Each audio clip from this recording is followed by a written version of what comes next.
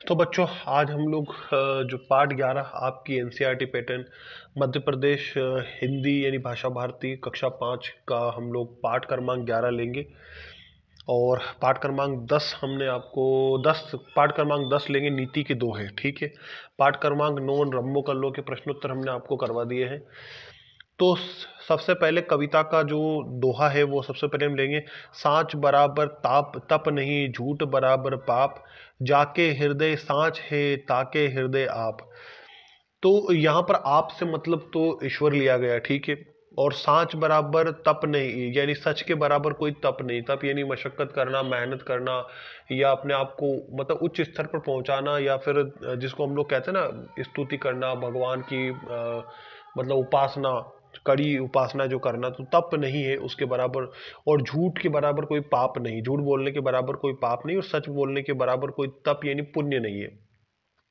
जाके हृदय सच है, यानी जिसके दिल में सच्चाई है, यानी जिसके दिल में, दिल का मतलब यहाँ पर है कि जिसके आचरण में सच्चाई है, जो छल और कपट अपने मन में भी नहीं रखता है, जो जब भी बोलता सच बोलता है और किसी का हृदय नहीं तोड़ता है, सच बोलता है, झूठ बोलकर किसी को, कोई अपने आप को किसी से फायदा उठाने की कोशिश नहीं करता है, या किसी को किसी के जरिए फायदा नहीं पहुंचाता है कि झूठ बोल करके उसको कोई फायदा मिल जाए, बल्कि वो सच ही बोलता है।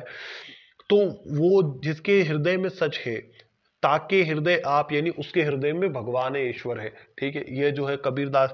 प्रस्तुत दोहा हमारी पाठ्य पुस्तक भाषा भारती के नीति के दोहे नामक पाठ से लिया गया है। इसके रचयिता कबीरदास है। प्रस्तुत गद्यांश में कवि ने सत्य की महत्ता का वर्णन किया है। प्रसंग भावार्थ, कबीरदास जी कहते हैं कि सच बोलने के समान दूसरा कोई बड़ा तप यानी तपस्या नहीं है, और झूठ से बढ़कर कोई पाप नहीं। जिसके हृदय में सत्य है, अर्थात उस जिसका हृदय सच्चे भावों से भरा हुआ है, वहाँ भगवान करते हैं यानी रहते हैं। जो तो को कांटा बुवे, ताही बोए तू फूल, तो को फूल के फूल है, वाको है त्रिशूल। तो बच्चों, यह जो दोहा है, यह हमारी पाठ्य पुस्तक यानी कक्षा 5वीं की पाठ्य पुस्तक भाषा भारती के नीति के दोहे नामक पाठ से लिया गया है। इसके रचयिता कबीरदास जी हैं। प्रस्तुत दोहे में कबीरदास जी ने शत्रु दुश्मन के प्रति भी भला सोचने की बात कही। कबीरदास जी कहते हैं कि जो व्यक्ति तुम्हारे लिए बुरा सोचता है, तुम्हारा अहित चाहता है, तुम उसके लिए भी अच्छा सोचो, अर्थात जो तुम्हारे लिए कांटे बोता है, तुम उसके लिए भी फूल बो। भविष्य में तुम्हारे बोए गए फूल अच्छे कार्यों से तुम्हें, यानी तुम उसके लिए भी अच्छे काम करो, तुम्हें फूल यानी सुंदर प्रतिफल प्राप्त होंगे। और उसके द्वारा बोए गए कांटे, दुष्कर्म उसके जीवन में त्रिशूल की तरह चुभेंगे, अर्थात तुम्हारी अच्छाइयाँ तुम्हें सफलता प्रदान करेगी, जबकि उसके बुरे भाव उसके लिए निश्चित ही कष्टकारी सिद्ध होंगे। तो अगला दोहा जो है कबीरदास जी का ही है ये। और बुरा बुरा जो देखन में चला, बुरा न दिखिया कोई, जो मन खोजो आपनो, मुझसा बुरा न कोई। तो संदर्भ इसका यही है कि यह जो है प्रस्तुत जो दोहा है, यह नीति के दोहे नामक पाठ से कक्षा 5वीं भाषा भारती जो पाठ्य पुस्तक है उसके नीति के दोहे नामक पाठ से लिया गया है। और प्रस्तुत दोहा हमारी पाठ्य पुस्तक भाषा भारती के नीति के दोहे नामक पाठ से लिया गया है। इसके रचयिता कबीरदास जी हैं। प्रस्तुत गद्यांश में प्रस्तुत दोहे में कवि ने दूसरों के दोष निकालने से बचने की सलाह दी है। भावार्थ, कवि कहते हैं कि जब मैं इस संसार में किसी बुरे व्यक्ति को खोजने निकलता हूं तो मुझे कोई भी बुरा व्यक्ति नहीं मिलता, किंतु जब मैं अपने स्वयं के अंदर, स्वयं के मन को टटोलता हूं तो पाता हूं कि मुझसे अधिक बुरा इस संसार में कोई दूसरा नहीं है। आगे है, खीरा सिरते काटिके मलियत लोन लगाए, रहीमन कहुए मुखन को चाहिअत इहे सजाए, चाहिअत इहे सजाए।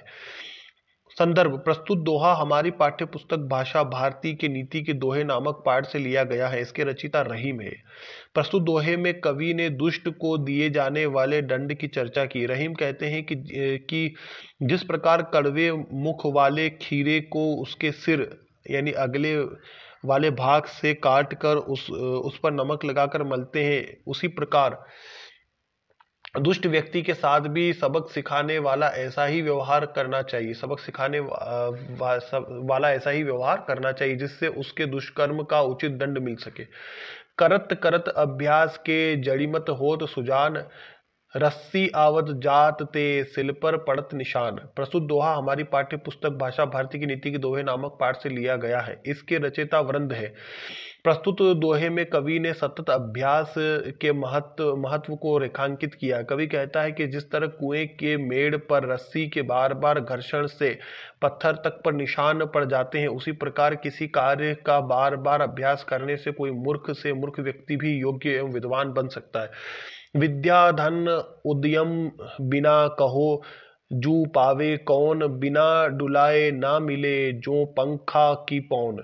संदर्भ जो इसका है कि प्रस्तुत दोहा हमारी पाठ्य पुस्तक भाषा भारती की नीति के दोहे नामक पाठ से लिया गया है। इसके रचयिता वृंद है। प्रस्तुत दोहे में कवि ने परिश्रम की आवश्यकता पर बल दिया है। कवि कहता है कि जिस प्रकार हाथ के पंखे को हिलाए बिना हवा के आनंद की अनुभूतियां नहीं प्राप्त होती है, ठीक उसी प्रकार बिना परिश्रम के इस संसार में यानी बिना मेहनत के संसार में भला विद्या और धन दोनों प्राप्त कौन कर सकता है। अर्थात हमें अपनी अभीष्ट इच्छाओं की पूर्ति के लिए सदैव अपने कार्य में रत रहना चाहिए, यानी मेहनत करनी चाहिए, आलस से बचना चाहिए और आज का काम कल पर नहीं टालना चाहिए। कोयल काके देत है कासो लेत, तुलसी मीठे वचन ते जग आपनो कर लेत। संदर्भ प्रस्तुत दोहा हमारी पाठ्य पुस्तक भाषा भारती के नीति के दोहे नामक पाठ से लिया गया है। इसके रचयिता तुलसीदास जी है। प्रसंग प्रस्तुत दोहे में तुलसीदास जी ने मीठी बोली के महत्व का वर्णन किया है। भावार्थ तुलसीदास जी कहते हैं कि मीठे स्वर में बोलने वाली कोयल भला किसको क्या देती है, अथवा कांव कांव करने वाला कौवा किससे क्या लेता है। फिर भी लोग यदि कोयल की आवाज़ को ही सुनना पसंद करते हैं तो सिर्फ इसीलिए क्योंकि वह मीठा बोलती है। मीठी बोली के महत्व को प्रतिपादित करते हुए कवि आगे कहता है कि मीठा बोलने से चारों ओर सभी प्रसन्नता का अनुभव करते हैं। उत्तम विद्या लीजिए यद्यपि नीच पे होए, परियो अपावन ठोर में कंचन तजत न कोई। ये प्रस्तुत दोहा हमारी पाठ्य पुस्तक भाषा भारती की नीति के दोहे नामक पाठ से लिया गया है। इसके रचयिता तुलसीदास है। प्रस्तुत दोहे में कवि ने बुरे व्यक्ति से भी उसके गुण ग्रहण करने की बात कही है। तुलसीदास जी कहते हैं कि मनुष्य को सदैव दूसरों के गुणों को ग्रहण करना चाहिए, चाहे वह फिर बुरे व्यक्ति के पास ही क्यों ना हो। कवि आगे कहते हैं कि अपवित्र अथवा बुरी जगह में फंसकर कोई भी अपना धन अथवा गुण नहीं त्यागता।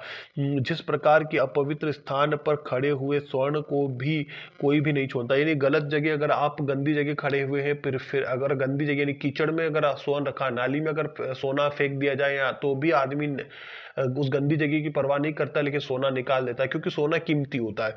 तो उसी प्रकार वो कहते हैं कि अगर कोई अच्छी बात, अच्छा गुण बुरे व्यक्ति के अंदर, तो सिर्फ उसके अच्छे गुण की हमें, इसीलिए उसके अच्छे गुण का हमें तिरस्कार नहीं करना चाहिए, उसे ठुकराना नहीं चाहिए क्योंकि वो व्यक्ति बुरा है। उसकी अच्छाई को हमें ले लेना चाहिए और उसकी बुराई को हमें ठुकरा देना चाहिए। तो यही तुलसीदास जी कहना चाहते थे। ये आपका पूरा पाठ हो गया। अभ्यास को हम आगे इससे जो है आपको बताएंगे।